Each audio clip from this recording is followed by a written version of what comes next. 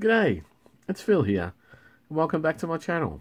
Today we're going to be looking through $1 coins again, looking for commemorative coins, rare coins, and coins worth more than face value. Again, we've got my $1 collection book here, already partly filled with the commemorative coins that we've found so far. It's the new Royal Australian Mint commemorative folder. It's quite big, doesn't fit on screen very well, but also we've got the Great Aussie Coin Hunt number 2 folder, Great Aussie Coin Hunt number 3 folder. Great Aussie Coin Hunt number 2, we're only looking for one letter, the T for Tim Tams. And the Great Aussie Coin Hunt number 3, we've only got one letter, and that's W for Waddle. Love to find heaps more Great Aussie Coin Hunt 3 coins in the main folder. We're right down to the last few coins of the folder, the 50th anniversary of decimal currency, the changeover, the centenary of Qantas from 2020, and also the AUNS dollar discovery coins. And then we're pretty much done with that. That was hopefully be a quick one, but we'll never know how long it will take to get through and get the Qantas. So today we've got a special treat in relation to the coins. If you saw my mail call a couple of weeks ago, I got a couple of rolls of $1 coins from my brother up in Queensland. So one of them has an Ender, which is a Great Aussie Coin Hunt number 3 coin. So I'm going to get at least one new coin for the folders today. Looking forward to that.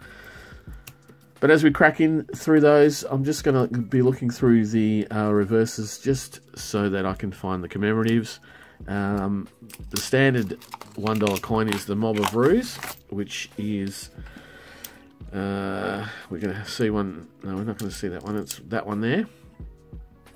And I'll be going through all of the Mob of Ruse at the end of the hunt to look for coins that come from years of low mintage or where they were not intended for circulation, such as 1987, 89, 1990, 1991, 2007 and 2012. And the reason I put that one behind was because I knew that the first commemorative coin is 2007, the APEC Australia coin. So that's one where we look for the Mob of Ruse from that year because they're very scarce. And then second up we have a 2005 Dancing Man, the peace coin, commemorating the 60th anniversary of the end of World War II. And then we're into the hunt proper.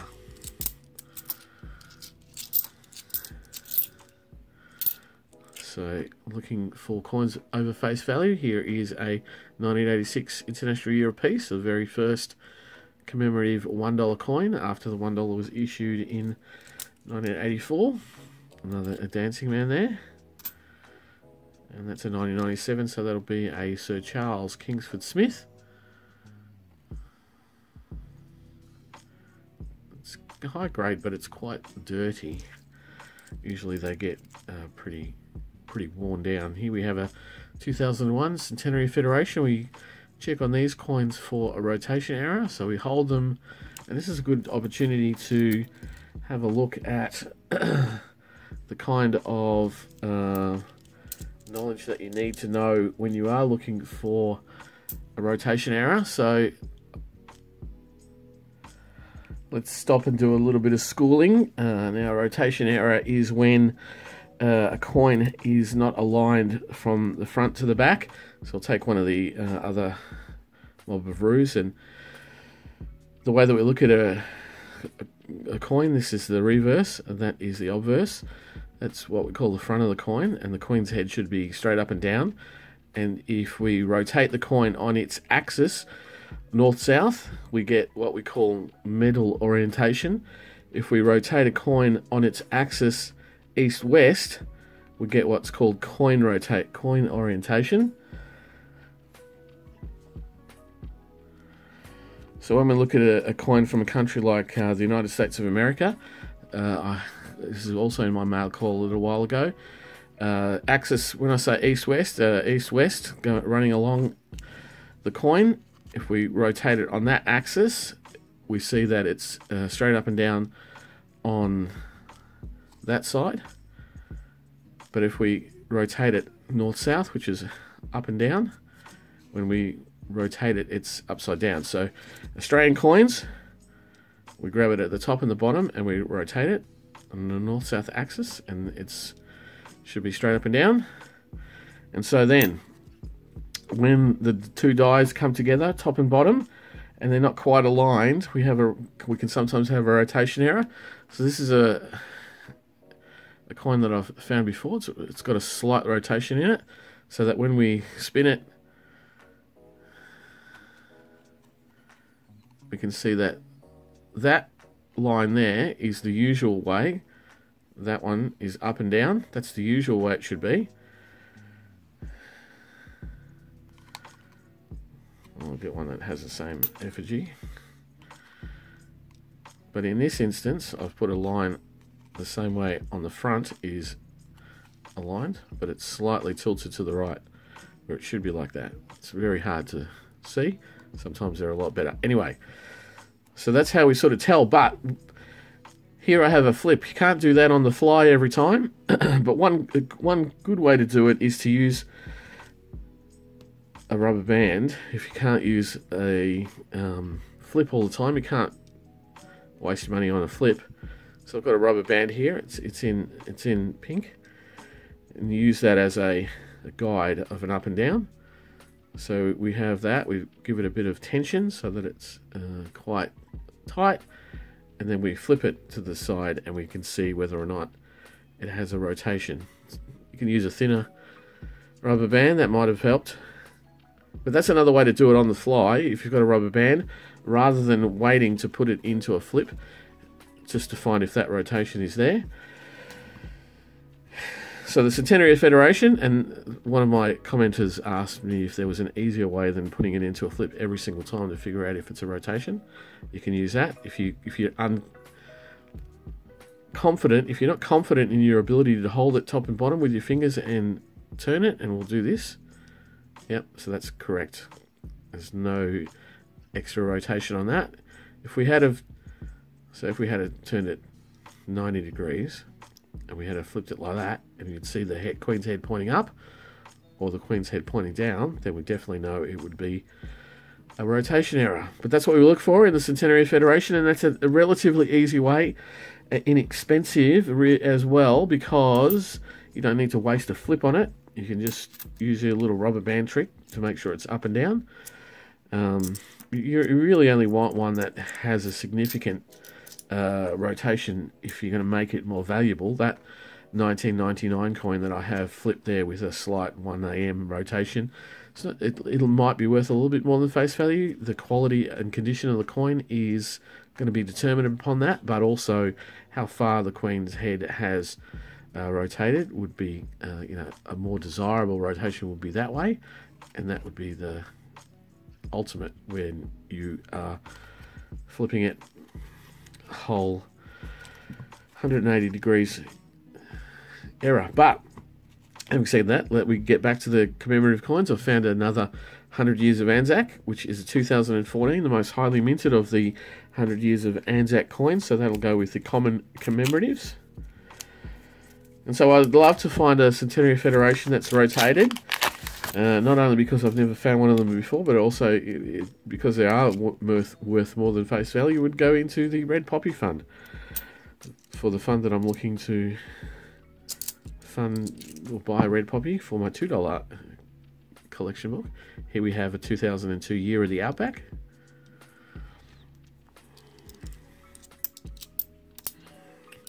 And there we have what will be a donation dollar, because it's got the $1 on the legend here on the obverse. Yep, donation dollar. Put that down to the bottom. That'll be a keeper, definitely not going back to the bank. It'll be a keeper for me to most likely put back into circulation through a donation to a charity, which is what they were designed for, those donation dollars. And here we have a 1993 Landcare Australia.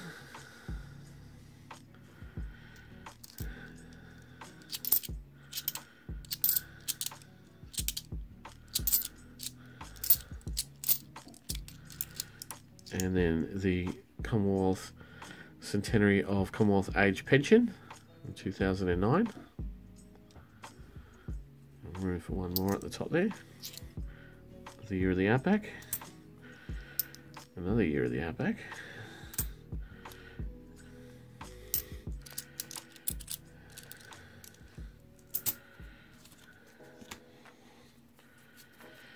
Hope everyone is doing well.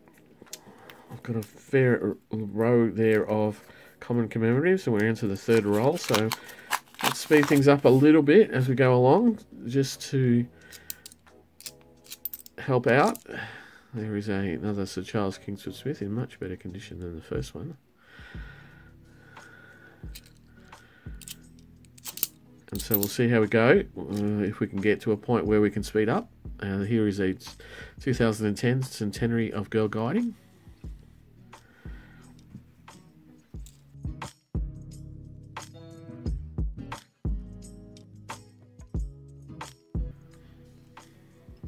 We have here 2018, 100 Years of Anzac, The Spirit Lives. So that's a lower minted a year of the 100 Years of Anzac, so that'll be a keeper. And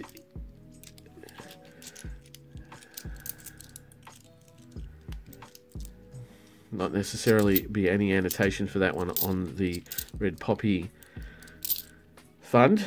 The 100 Years of Anzac are hard to sell unless they're in a full set from 14 to 18. There is a little bit of extra value, but hard to sell on the forums and in Facebook or eBay individually. So I've got a price on those, but only for when you sell them in a set. So if we've got a full set in one hunt, then yes, I'd put the price up. But at the moment, just looking for those extra value coins. And then here are the Outback. There's a 2001. So that is the International Year of Volunteers.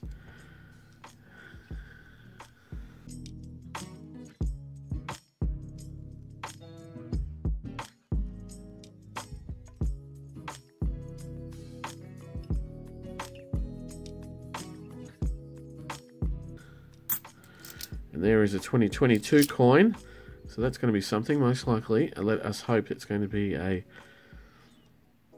Great Aussie Coin Hunt number 3. Let's have a look.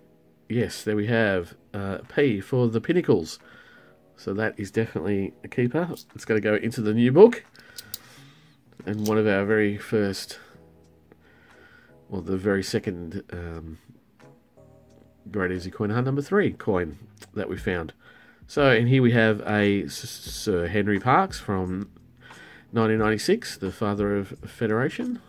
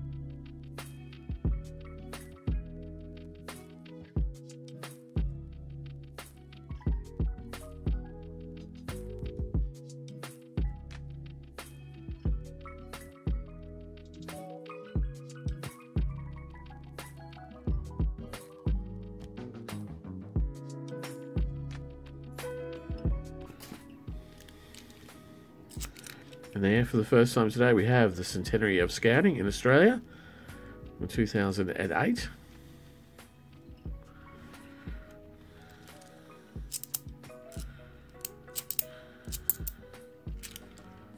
There's a 2019 Jodie Clark, Mob of Ruse. Am I still keeping those? 2.3 million. It's not in great nick. I'll put it down with the keepers. Because it is a low minted $1 coin and I have been keeping them, but only generally in really good condition. There's another Outback coin.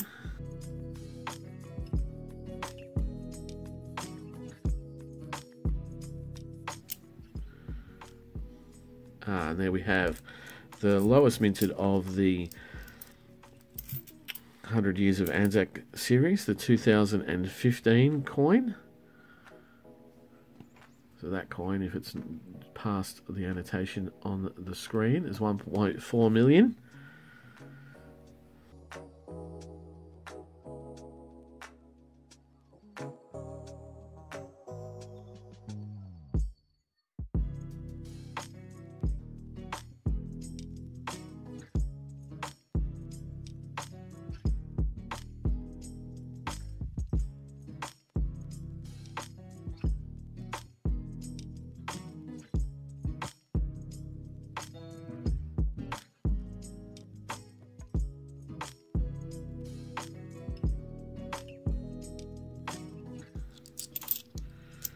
And there, for the first time today, we have a 1999 International Year of Older Persons.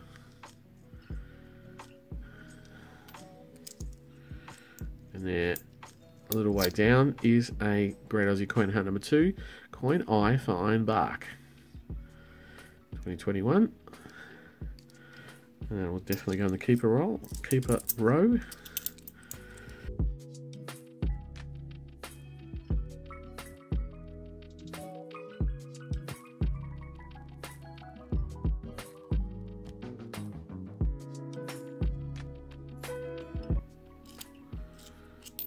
Oh, and another Great Aussie Coin Hunt number 2 coin X for Xantheria.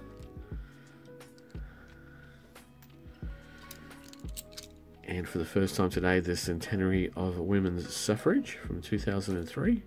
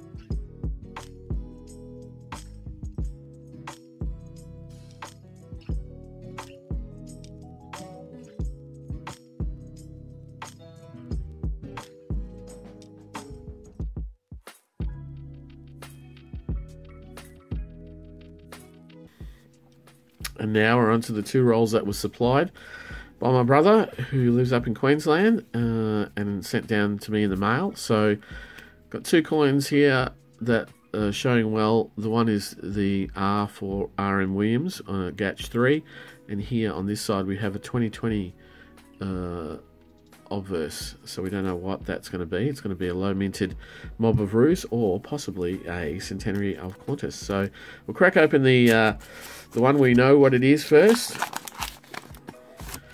And so let's flip around that way so that we can see the RM Williams. So we have a Great Aussie Coin Hunt number 3 coin, RM Williams, which is a boot maker. Iconic Australian boots, bush boots. So we've got that for our set. It's also another very shiny coin down the bottom of this pile, so we'll see how that one goes.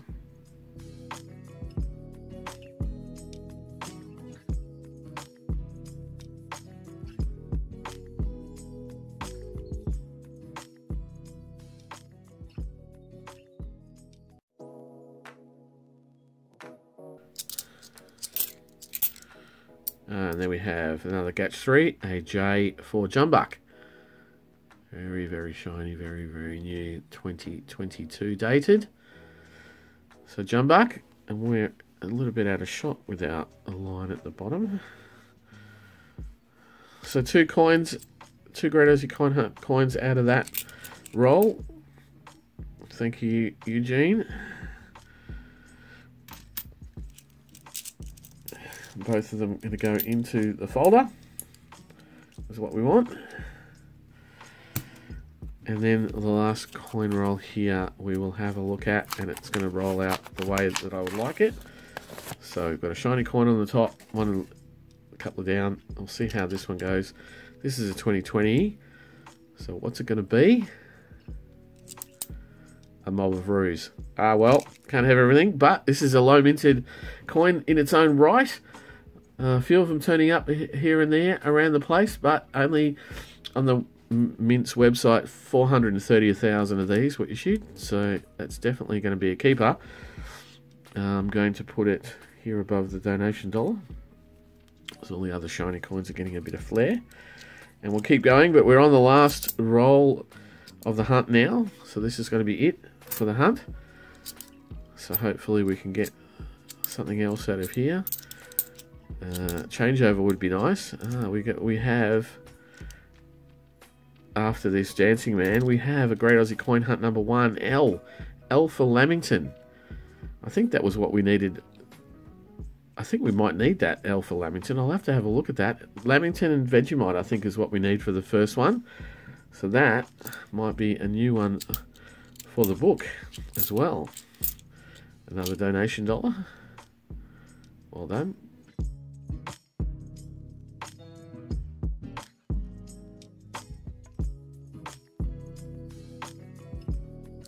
No, and Mob of Ruse to round out the hunt.